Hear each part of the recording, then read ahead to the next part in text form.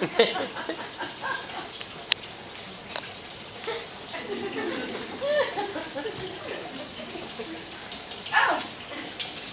hello. Hello. And hello to you. Ladies, good morning. I see a larger than usual crowd is gathered in our courtyard today. They must be in great need of water, or perhaps need to catch up on the local gossip. Ah, women and gossip, a tradition as old as time. Maybe, but I see a few gentlemen in the crowd. Ladies and gentlemen, welcome, and I wish you health and happiness, both to me and to you. I bring you Plautus, the worker, not the man. I beg you, lend me your ears. Now, here's the plot, and pay attention because I'm going to be brief. The theme is a Greek one, not one that takes place in Athens, but in Sicily, closer to home. You know the Greeks and their comedies? The poets always do the same thing. They act like anything and everything happens in Athens, just so the play seems more Greek to you. I, however, refuse to tell you that this play happens anywhere except where I say it's happened. So much for the Greekness of the play. I'm eager to give you the plot, and I'll do it not in a little bit of time, in handfuls, but the whole thing at once. Once upon a time, there was an old man in Syracuse who had two sons, twins, children so alike in appearance that their own nurse couldn't tell them apart. Even their mother couldn't tell them apart, and she gave birth to them. Have it on good authority. A person who had seen the children told me all about it. I never saw them myself, though. Now, when the children were about 7 years old, their father, a merchant, loaded up a big ship with a bunch of merchandise. He put one of the twins on board the ship and took him with him to Tarentum to sell his wares. And the other one? He left the other ones at home with his mother. Guess he had his favorite. Now, as it turned out, there were games being held in Tarentum when they arrived there. There were scouts people there. Oh, you know how it is when the games are in town. Tons of people.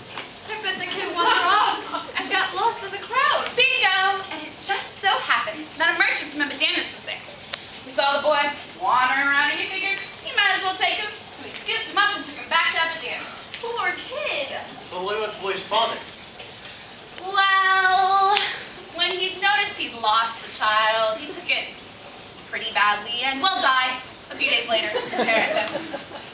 Now, when news reached the grandfather and the twin back home that one of the twins had been stolen, the grandfather changed the name of the remaining twin. He loved the stolen one so much that he gave his name to the one back home. To make it easier for you, I'll spell it out for you in advance so you won't miss it. Both the twin boys now have the same name. No! Yes. Granddad gave the same name, Menaechmi, to this leftover boy. Same name as his brother. Well, no wonder he liked it. That was Granddad's name, too. I remember that old man's name. I once overheard him being sued in the marketplace. Lots of yelling. But I digress.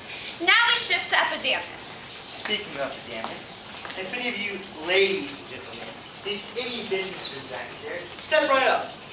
Come on, don't be afraid. But I do have my terms, of course. Just give me the money and I'll get the job done for you.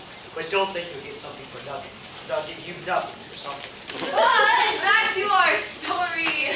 Anyway, this merchant from Epidamnus, just mention him, you know, the one who swiped the kid. Well, he didn't have any kids. That is, unless you count his wealth. The kidnapper decided to adopt the kidnappee he had carried off. He found him a wife with a hefty dowry and made him his heir when he kicked the bucket. And boy, did he ever snuff it. As it turns out, he was going off to the country one day. It had been raining heavily. As he was entering a stream from the city, the swollen current swept the old kidnapper off his feet and carried him off to drown. And so the fortune came to the boy. In fact, he lives in this house. Now, the other twin, the one who lives back in Syracuse, arrived just this day to good old Epidamnus, along with his servant. So he's here to look for his long-lost brother. Yes. No! And so, what you see before you is the city of Epidamnus, for as long as our play lasts. After that, when other plays will be acted, it'll become another town, another place, just as our troupe of actors change parts from play to play. The same person, Now ask the villain, now the youth. The poor man, the old man. The beggar, the king,